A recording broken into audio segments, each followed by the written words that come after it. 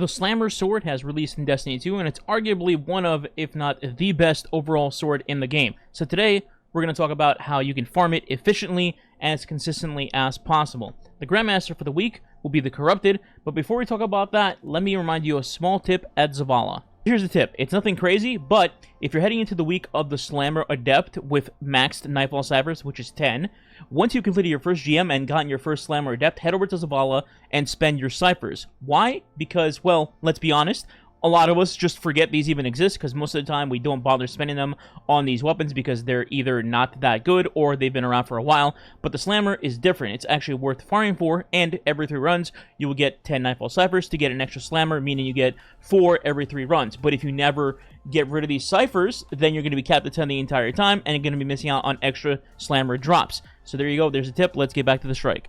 As always, these guides are centered around trying to help as many people of all skill levels as possible, so we won't be talking about things like using Stasis Hunter to shatter skate through half the strike, or Banner of War using grapple montages, as it's not realistic for most people anyway. As for comps, my recommendation would be any combination of Warlocks and Hunters, whether it be 2 Warlocks and 1 Hunter, or 2 Hunters and 1 Warlock. Ideally, you're going to want to have 1 Well user and 1 Tether user, with the 3rd slot being a flex spot for someone using either another Well Warlock or another Hunter using Tether, Celestial Nighthawk, or Gathering Storm. There are also a vast array of weapons you can bring into this strike that are great for various reasons.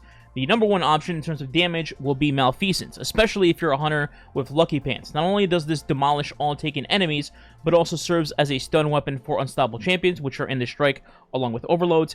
And the best part is, it's a primary weapon, so you get unlimited ammo and don't have to worry about that at all. After that, whether you have Malfeasance or not, there's also a bunch of weapons that range from good easy damage to crowd control to champion stunning to get the job done. And these are, in no particular order, Agriceptor, Forbearance, Rosarago, Summoner, Zoli's Bane, Sunshot, Polaris Lance, Doom Petitioner, Leviathan's Breath, Retrofit Escapade, Commemoration, Fixed Odds, and finally, Divinity. Now, just to keep in mind that while Divinity is great for the strike itself, do not use it on the boss, as you would do less damage thanks to weird crit multipliers on the boss. So, just keep that in mind if you're using Divinity. For the strike itself, let's begin right at the start. Initially, down the Overload champion that spawns in front of you, and then immediately go right instead of going down the center. This will allow you to fight and down both the Centurion and the Overload with ease without having to deal with the Scorn.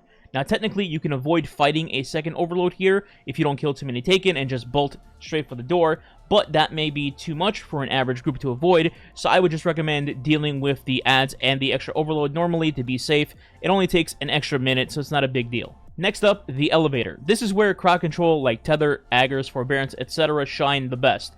In this room, your 2 objectives will be spawn kill all the Scions and prepare charged relics to immediately break the shields of the incoming yellow bar Taken. Once you've dealt with the Scions, the room becomes so much easier to deal with and borderline a breeze. Skipping along, we arrive at the Double Ogre boss room. There's one golden rule for this room, and that is never kill the Taken Ogre first. Now, not only is the Hive room much more annoying than the Taken one, but you also would have to deal with significantly more enemies and spend several more minutes in this room, so just avoid that entirely. Ideally, your primary objective should be the following. Number 1, instantly kill the Unstoppable Ogre that spawns in the Hive room. This champion can spawn left, middle, or right, by the way, so just be on the lookout.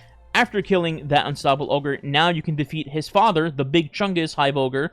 If you happen to get teleported to the Taken Realm before defeating him, don't worry. Just simply wait out the timer in the Taken Realm without killing the Taken boss, and you'll be back in the Hive Room to take down that Ogre. Once the Hive Ogre is defeated, you're teleported back into the Taken Room and have a pretty simple strategy. Sit by the entrance/staircase where you came in from, and from here, nothing can really touch you. Occasionally, the Ogre can graze you, but that's about it, and that includes the Shriekers. Simply wait for the 2 Unstoppable Phalanxes to come to you, down these 2, and then feel free to down the Taken Ogre boss.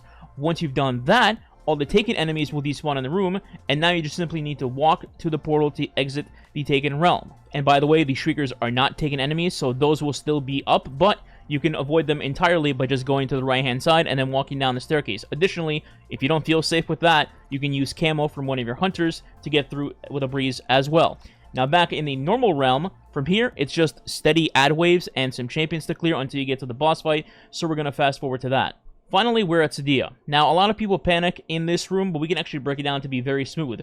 First is the start of the boss fight. Here, your only job is to nuke the Scions and ignore the boss for the time being. Ideally, you use either Well of Radiance or Tether, not both, but one of them. Once you do, proceed to down the Scions comfortably, and a couple of Knights as well. And again, any crowd control weapons here mentioned earlier in this video are great for this. Aggers, Forbearance, etc. They shred through the Scions very quickly. Next, after the enemies are dealt with, you can break Sadea's shield, and once you do, go back to just ignoring her because another wave of Scions and Knights are spawning in. This time, do the exact same thing, except pop your other super this time. So if you popped Well previously, now you pop Tether, and vice versa.